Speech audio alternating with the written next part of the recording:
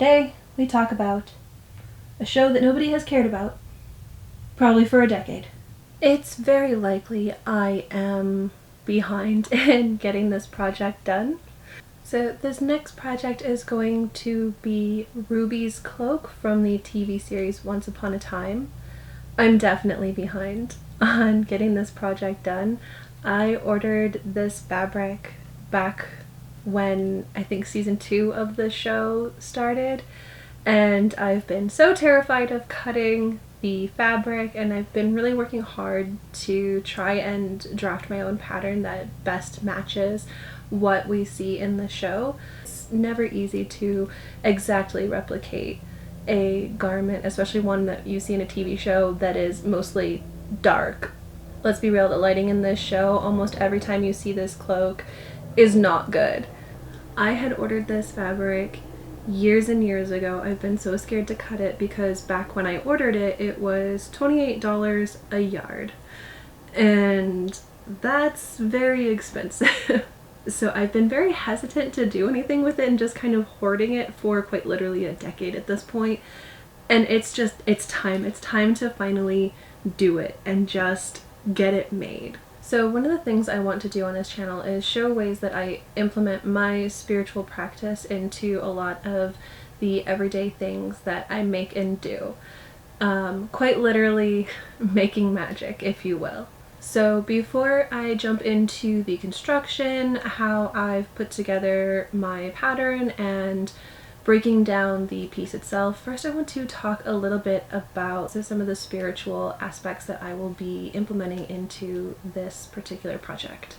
And I will say I did write some notes of things I wanted to talk about, and I do have them here, so if you see me looking down, it is me referring to my notes. Also, I apologize for audio quality. I need to get a longer cord from my microphone, and as you can see, I'm also in the middle of trying to redo this entire room, so it is a bit of chaos right now.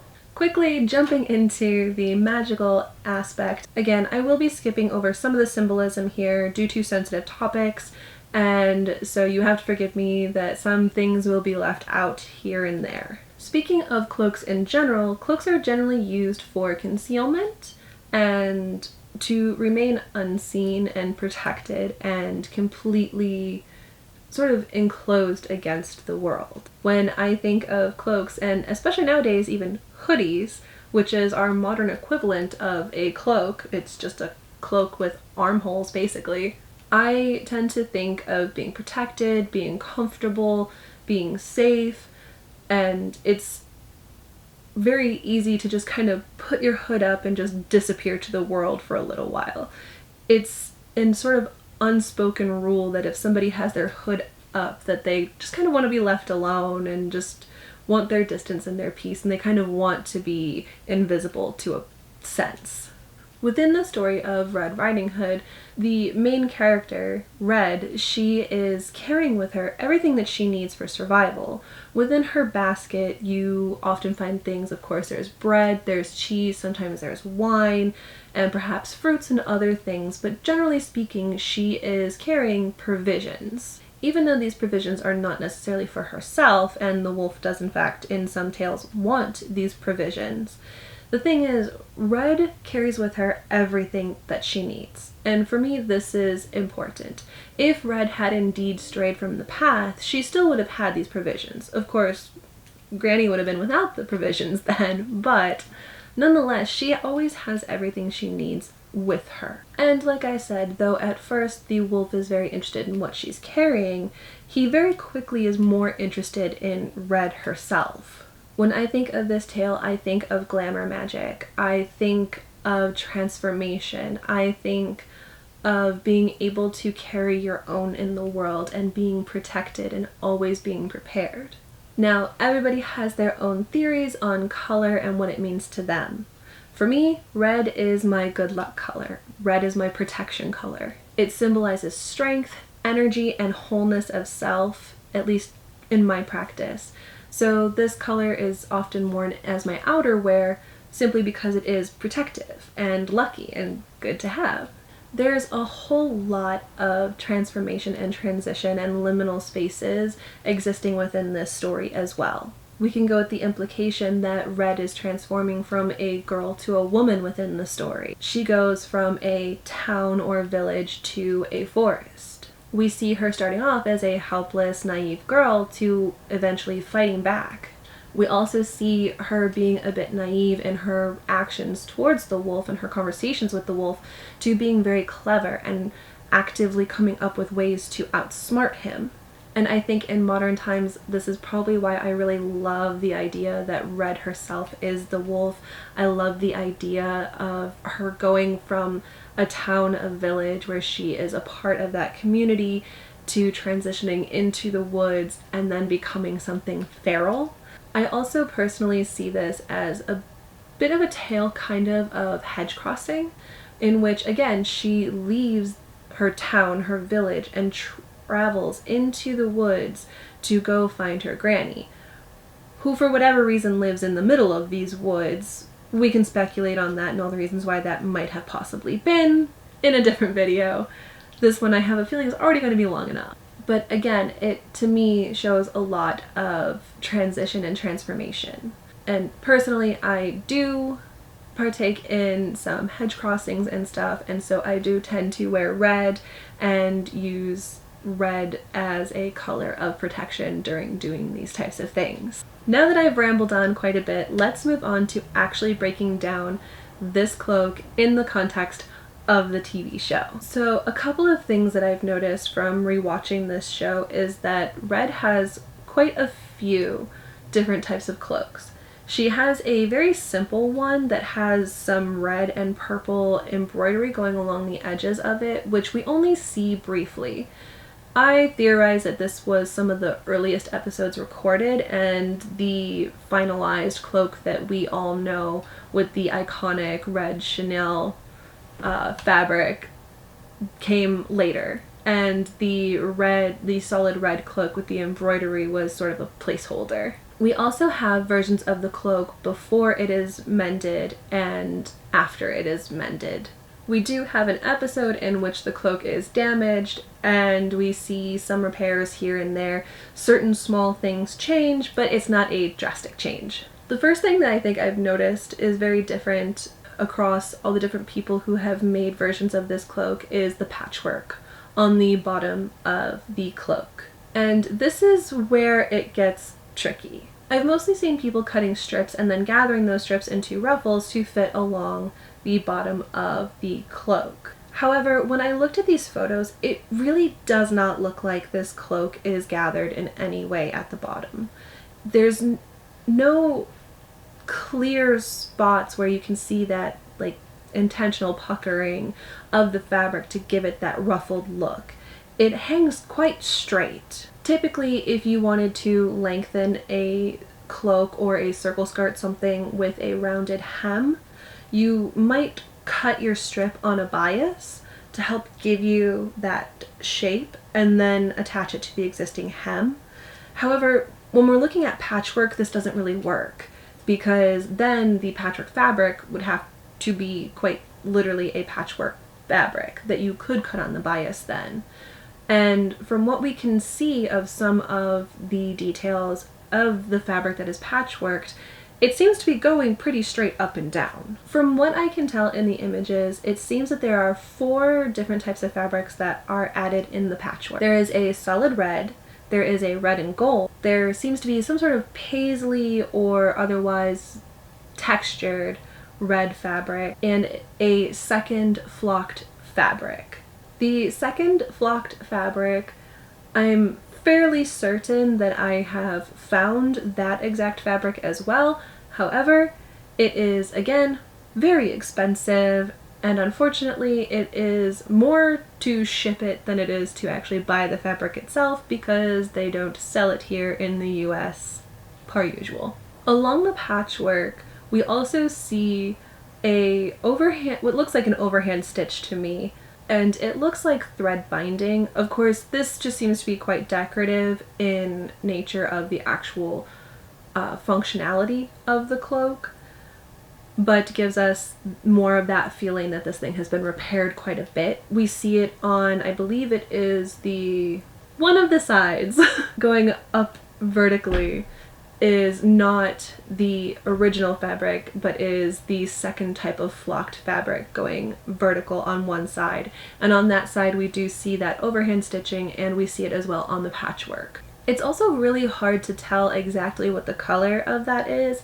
In some lighting it looks like it's gold thread, in others it looks like a brown. It very easily could be a gold thread that is made to look dirty and aged, as this cloak has been through quite a bit. And as far as the bottom part of this skirt goes, I think another thing that really lends to the idea that this is not actually ruffled or gathered in any way is that you can see in a lot of different photos that this hem does not look even. Unfortunately, we really don't get any very good, clear photos of this cloak out there, and you just kind of have to carefully watch the way it moves and look at a lot of the stills. And we can see when Ruby is standing still that some of the hem comes to about the top of her boot or even to ground length, whereas some of it is kind of trailing on the ground behind her.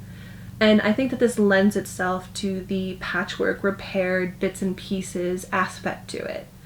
I'm not 100% sure if I'm going to go the route of an uneven hem, but it does make me feel better knowing that if I mess this up and the hem is uneven, I'm just doing it accurately. I briefly want to talk about the back of this particular cloak. It's not one or two solid pieces. It has what I'm very hesitant to call a gore.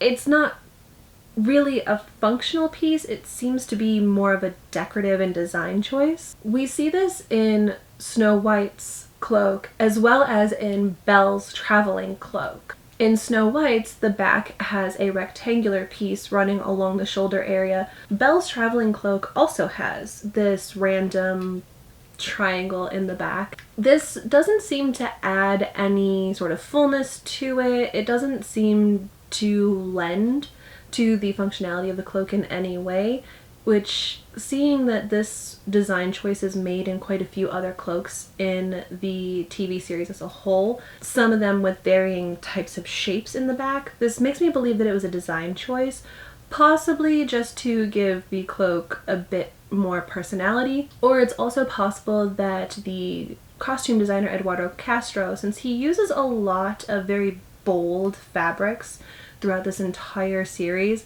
it may have just been to sort of break up the pattern of the fabrics and make them look a bit more interesting and draw the eyes in different ways, instead of just having an entire panel of fabric in the back just hanging straight with this design. It took a lot of staring at this cloak and watching screen caps of this cloak in action. At first I did think that maybe this was a straightforward circle cloak. It's not. It does have shoulder shaping to it. You can tell one really good giveaway of this is that in quite a few episodes we see Ruby wearing the cloak with the ties just kind of like close to the chest. So it's either tied very loosely or even not at all, and she's still able to run with it on or have dramatic turns and such. With a circle cloak, one of the downsides of this, despite its nice fullness and very beautiful drape, is that it doesn't stay on the shoulders as well, and so a clasp is needed to kind of keep it in place a bit better. It will stay on your shoulders, especially if you have more broad shoulders. Generally speaking though, if you want your cloak to, or your cape to stay in place, you're going to want some of that shoulder shaping towards the top to help keep it in place over the body. While some of the cloaks in this show are not lined at all, we do see that Ruby's cloak is in fact lined with a solid red. When I was looking at some of the screenshots and I saw Dorothy's cloak, it looks like the lining doesn't always connect all the way to the bottom of the cloak. It's hard to tell if Ruby's cloak is fully lined or not, we don't really get to see too much of the bottom, the patchwork, especially on the inside. I'm still sort of debating whether or not I'm going to fully line this cloak or partially line it, but I did just want to quickly mention that it is lined. We do see that it looks like there is some sort of interfacing around the, what I'm calling the rim of the hood, in which we see that the hood is, it looks to be around 3 or 4 pieces. We see that the hood itself is 2 pieces, and then around the front there is a rim, if you will, that looks to be stiffened by the way that it sits so nicely without pointing or collapsing in towards the face like a hood normally would, without any sort of stability. So I will be doing interfacing around the rim of the hood. The overall length of the damask material seems to come to somewhere around the knee, either just above or at or slightly below the knee length. So I'm definitely going to be keeping that fairly consistent, but again, the overall length of this cloak does seem to be rather uneven, and that again just attributes to this idea that it's been repaired and patched up several times, and I'm still not 100% sure how exactly I'm going to go about finishing the bottom of this. It is a cloak, it is going to get beat up and stepped on, and I don't want to damage and drag really expensive fabrics through the mud and dirt and ground. But at the same time, that's kind of what happens to this cloak. It is closed with a basic tie closure. I'm on the fence of whether or not I'm going to do a tie closure or if I'm going to do something a bit more decorative. It looks like, from what I was able to count, that there are 4 rows of this patchwork. So I'm going to have to do a little bit of math here and figure out exactly how big each patchwork row is going to be for my height and the amount of length I'm going to be adding with the patchwork. And even though it is not accurate to the show, at least as far as we can tell, one personal choice I do think I'm going to make is I do think I want to add at least 1 pocket inside the lining of the cloak, just for funsies and because buckets. So at this point you can kind of see behind me that I've already started working on the mock-up of this and testing my pattern to make sure that it falls the way that I want it to, and I will get into that in just a bit. I did not have muslin sitting around anywhere, so I did the next best thing. I went to the thrift store and I grabbed a $1 tablecloth that I'm just going to use as my mock-up fabric. Hooray for thrift stores. I had originally planned on sticking to it just being a basic circle cloak. I really love some of these circle cloaks that I've made in the past. So at this time, this pattern is not available. I may look into how to create this pattern as a PDF to be downloaded. If/when that happens, I will change the description, link, something in the comments somewhere. I will leave a note for it. However, at this time, I have no idea how to do that, so I have to work on that. Until then, this pattern is my own design.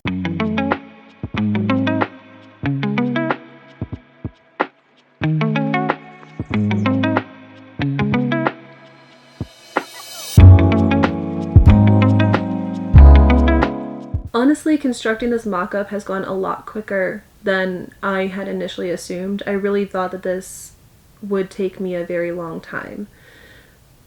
But it hasn't. And that's good. Because I have a feeling that the actual cloak will take me a long time due to the nature of the fabric. Here is the center back with this triangular seam here.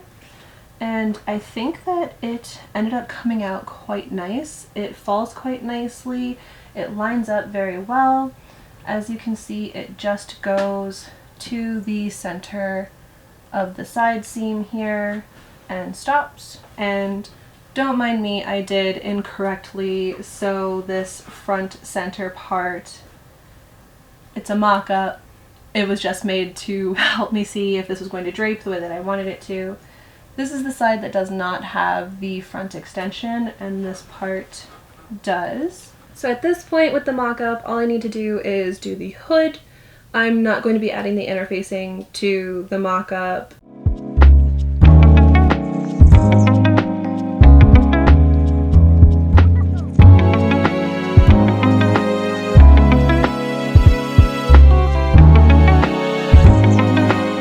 Unfortunately, I am at the point where I'm waiting on some of the fabric to arrive, and during the filming of this, it is a week before Christmas, so shipping is of course going to take longer, and on top of that, it is international shipping.